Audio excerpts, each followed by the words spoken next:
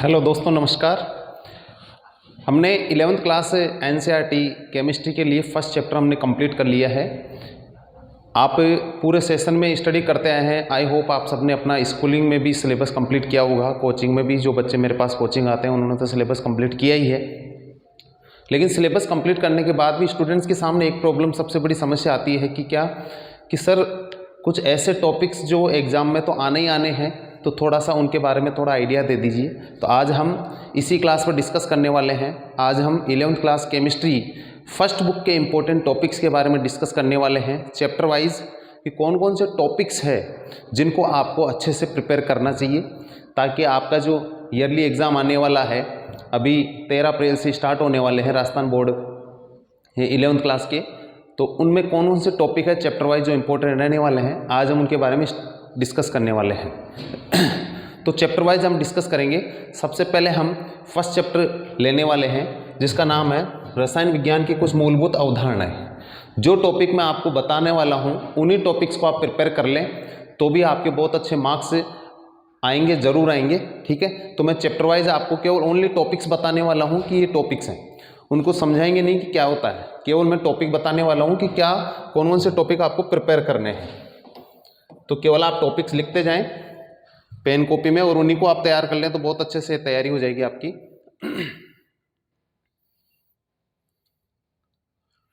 Chapter first की हम सबसे पहले बात करेंगे। चैप्टर फर्स्ट में कौन कौन से टॉपिक है जो हमें आने ही चाहिए।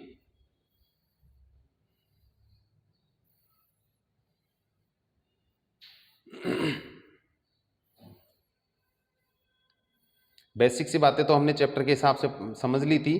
एक तो इस टाइप के क्वेश्चंस आपको आने ही चाहिए। ये मॉलिक्यूलर वेट बताने वाले कि किसका मॉलिक्यूलर वेट क्या होने वाला है। ठीक है, ये वाले इस टाइप के क्वेश्चंस। तो आपको कोई भी कंपाउंड दे देंगे और बोलेंगे इसका अणुभार बताओ, तो आपको उसका अणुभार आना चाहिए। ठीक है, एक तो ये हो गया। इसके आगे क्या है, इसके आगे टॉपिक जो आपके तैयार होना चाहिए, एक ये वाला टॉपिक है जो मैंने आपको समझाया था, मूलानुपाती सूत्र और अणु सूत्र ज्ञात करना। कि आपको कोई भी क्वेश्चन दे देंगे, कोई भी कंपाउंड, उसके अंदर कौन कौन से एटम्स हैं उनकी परसेंटेज दे देंगे, तो आप उनसे कैसे मूलानुपाती सूत्र और अणु सूत्र बना सकते हैं। एक ये वाला टॉपिक आप तैयार कर लें। इसके साथ में और कौन सा टॉपिक है,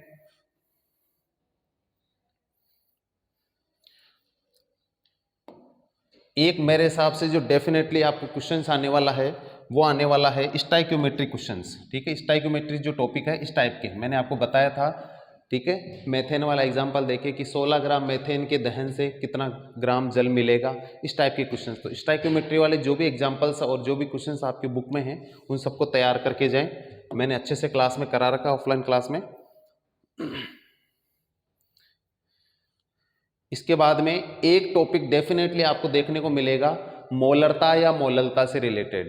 मोलरता या मोललता से रिलेटेड, मोलेलिटी और मोलेरिटी से रिलेटेड आपको जरूर टॉपिक देखने को मिलने वाला है इनमें से। तो ये टॉपिक्स जो मैंने आपको अभी बताए हैं वो चैप्टर फर्स्ट के टॉपिक्स हो गए हैं कंप्लीट। कौन कौन से टॉपिक्स है, नंबर एक हमने पढ़ा है अणुसूत्र ज्ञात, अणुभार ज्ञात करना। कोई भी कंपाउंड आपको दे देंगे, बोलेंगे उसका मॉलिक्यूलर वेट कितना होगा। दूसरा, मूलानुपाती सूत्र और अणुसूत्र ज्ञात करना। ठीक है, तीसरा आपको आना चाहिए स्टाइक्योमेट्री वाले क्वेश्चंस। ठीक है, और चौथा मोलरता और मोललता वाला। ये चैप्टर फर्स्ट की बात हुई। चैप्टर सेकंड की बात करते हैं।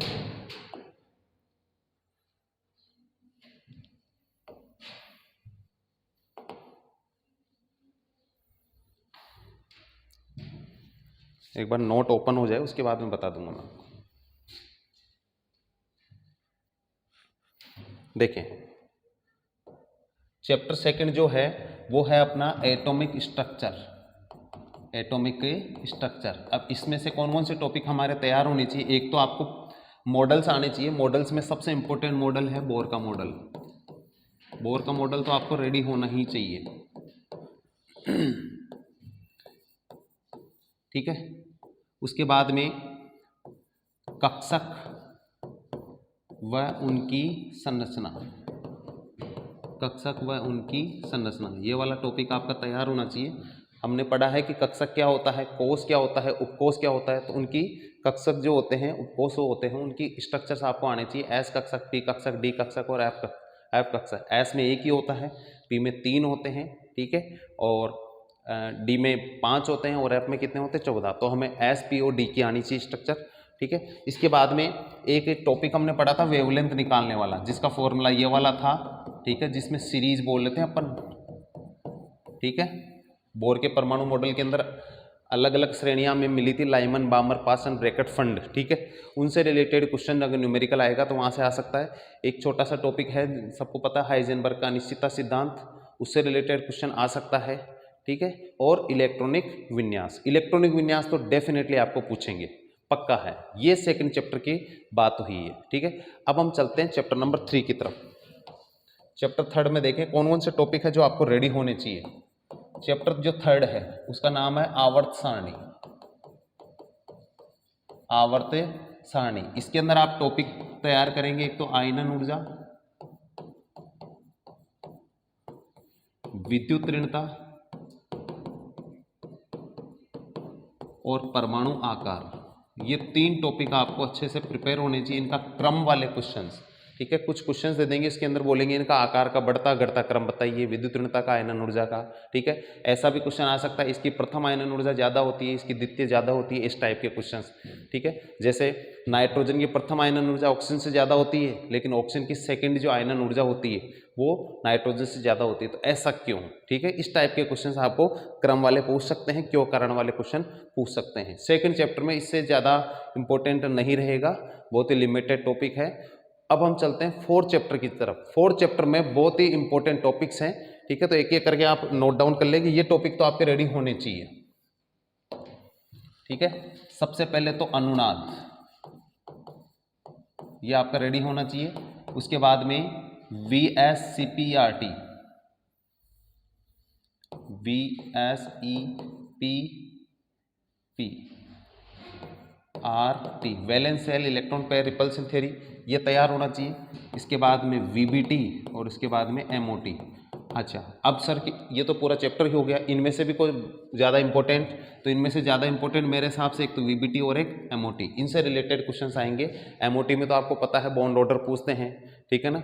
स्थायित्व का क्रम भी पूछ सकते हैं, कौन स्थायी होगा, चुंबकीय प्रवृत्ति पूछ सकते हैं, कौन अणुचुंबकीय होगा, कौन प्रतिचुंबकीय होगा, इस टाइप के, ठीक है। एक लास्ट में चैप्टर के टॉपिक दे रखा हाइड्रोजन बॉन्डिंग। हाइड्रोजन बॉन्डिंग हमने पढ़ा था कि अगर हाइड्रोजन फोन से बॉन्ड बनाता है, फोन का मतलब फ्लोरीन, ऑक्सीजन और नाइट्रोजन, इनसे बॉन्ड बनाता है तो उसको क्या बोलेंगे, hydrogen bond. Hydrogen bond 2 types का होता है, इंटरमोलिकुलर और इंट्रामोलिकुलर, ठीक है। कौन ज़्यादा होता है, कौन कम नहीं, आप सबने स्टडी किया होगा इसको। ये चैप्टर नंबर 4 की बात हुई है। चैप्टर नंबर 5 इतना इंपॉर्टेंट नहीं है, ठीक है।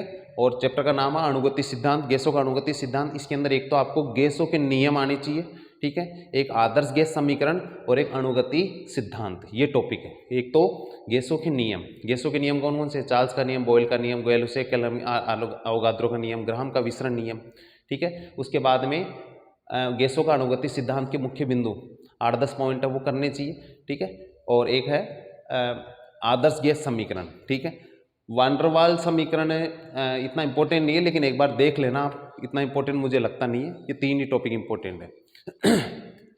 चैप्टर नंबर 6 न्यूमेरिकल की भरमार है इसमें, लेकिन चिंता ना करो, आपके हाफिले में इतने न्यूमेरिकल ईयरली के अंदर इतने न्यूमेरिकल इसमें से देखने को नहीं मिलेंगे।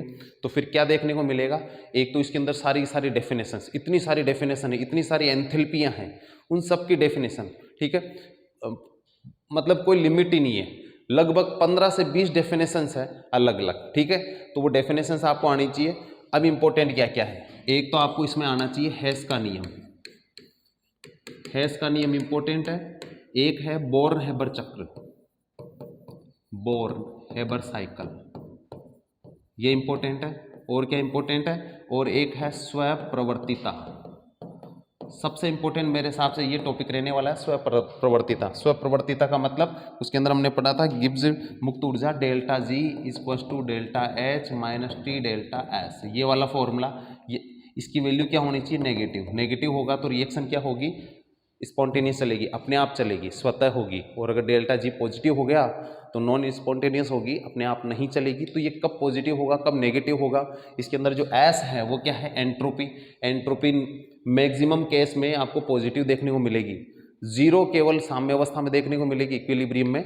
नेगेटिव तो भूल ही जाओ, नेगेटिव तो होने का चांस ही नहीं है। ये 6th चैप्टर से रिलेटेड टॉपिक्स है। एक तो डेफिनेशंस बताई मैंने, एक हेस का नियम, एक बोर्न-हेबर चक्र और एक स्वप्रवर्तिता वाला टॉपिक, ये आपका तैयार होना चाहिए। इसके बाद हम चलते हैं 7th चैप्टर में। मेरे हिसाब से बहुत ज़्यादा इंपॉर्टेंट है 7th चैप्टर, और सब बहुत ज़्यादा नंबरों का है, 11 मार्क्स का, 11 नंबर के क्वेश्चन आने वाले हैं। तो क्या क्या टॉपिक है इसके अंदर से? एक तो आपको केपी और केसी निकालना आना चाहिए। केपी और केसी कैसे निकालते हैं? एक इन दोनों में रिलेशन, एक तो केपी केसी निकालना आना चाहिए, एक दोनों में रिलेशन, ठीक है। तो रिलेशन का फॉर्मूला मैंने बताया था, KP equals to KC R T की power delta N. Delta N क्या है? उत्पाद के गैसीय मोल माइनस क्रियाकारक के गैसीय मोल, उनका अंतर जो होगा वो डेल्टा एन, ठीक है। एक इसके अंदर ला सातेलिए लो, ला सातेलिए का नियम, ला साटेलियर लो, ठीक है। ये क्या है? ये नियम हमको ये बताता है कि रिएक्शन किधर चलेगी। रिएक्शंस की 2 डायरेक्शंस हो सकती हैं, फॉरवर्ड और रिवर्स। तो कब रिएक्शन फॉरवर्ड होगी, कब रिवर्स होगी, ये लो हमें बताता है, ठीक है। और क्या आ सकता है इसके अंदर? गुलबर्ग वागे लो हमने पढ़ा था, जिससे हम किसकी वैल्यू निकालते हैं? के की वैल्यू, ठीक है। तो ये पूछ सकते हैं के की वैल्यू निकालना। और क्या इंपॉर्टेंट है? और इसके अंदर चैप्टर के अंदर इंपॉर्टेंट है पीएच कैलकुलेशन करना, पीएच की गणना करना। पीएच की गणना के लिए आपको सांद्रता दी होनी चाहिए, किसमें? एन में। मान लीजिए एम में दी हो तो एम को पहले किस में चेंज करना पड़ेगा? एन में, और फिर एन से क्या निकाल पाएंगे हम? पीएच निकाल पाएंगे, ठीक है। और क्या था? और है अम्ल क्षार लवण की अवधारणा।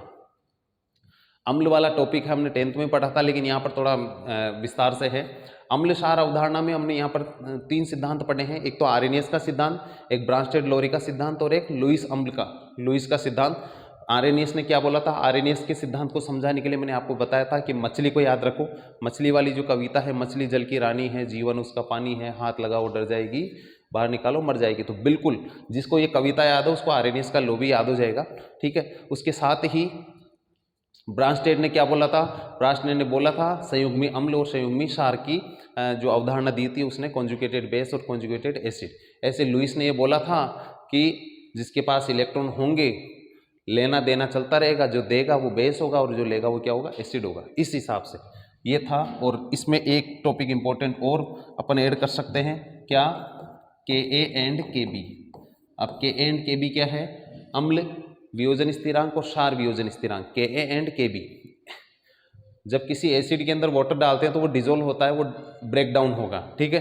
तो ब्रेक डाउन होगा तो के की वैल्यू अपन निकाल सकते हैं, ठीक है। कैसे निकाल सकते हैं? सपोज दैट HCl है, इसमें वाटर डाल दिया तो कैसे ब्रेक डाउन होगा? H प्लस और Cl माइनस।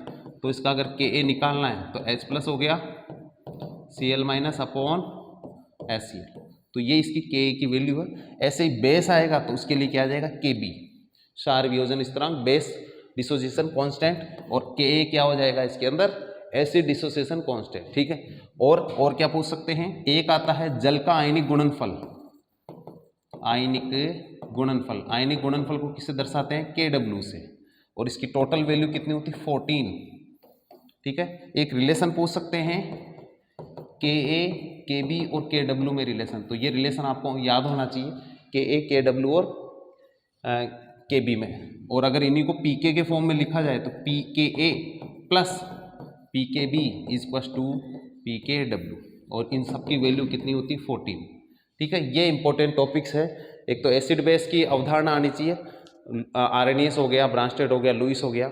उसके बाद में इसके साथ ही एक और पता होनी चाहिए आपको, ला सातेलियर नियम याद होना चाहिए, पीएच कैलकुलेशन आनी चाहिए आपको, और क्या आना चाहिए? KA KB और KW, इनके अंदर क्या रिलेशन है ये आपको पता होना चाहिए। और एक छोटी सी डेफिनेशन अगर पूछ सकते हैं तो वो है सम आयन प्रभाव। सम आयन प्रभाव ये आपके चैप्टर में सबसे लास्ट में दे रखी है। सम आयन प्रभाव क्या होता है? सम आयन इफेक्ट, ठीक है। तो ये चैप्टर नंबर 1 से चैप्टर नंबर 7 तक के इंपॉर्टेंट टॉपिक्स है, जिनको आपको करना ही करना है, इनको आप छोड़ नहीं सकते। अगर आप छोड़ोगे इन टॉपिक्स को तो आपको एग्जाम के अंदर नुकसान होने वाला है डेफिनेटली। ठीक है, तो ये आज हमने आपकी 11th क्लास की केमिस्ट्री की फर्स्ट बुक के इंपॉर्टेंट टॉपिक्स डिस्कस किए हैं। ऐसे ही हम कल केमिस्ट्री के सेकंड बुक के इंपॉर्टेंट टॉपिक्स को डिस्कस करेंगे, ऐसे फिजिक्स फर्स्ट और फिजिक्स सेकंड। ठीक है, आई होप आप सबको इन इंपॉर्टेंट टॉपिक से, इस वीडियो से आपको ज़रूर हेल्प मिलेगी। ठीक है, तो इसी तरह से हम सेकंड बुक के टॉपिक्स को रिवाइज करेंगे कल। तब तक आप इन टॉपिक्स को तैयार करें, ये फर्स्ट बुक के टॉपिक्स है। ठीक है, इसी तरह से आप लगातार स्टडी करते रहें और ज़्यादा से ज़्यादा वीडियो को शेयर करते रहें, सब्सक्राइब करते रहें। Thank you.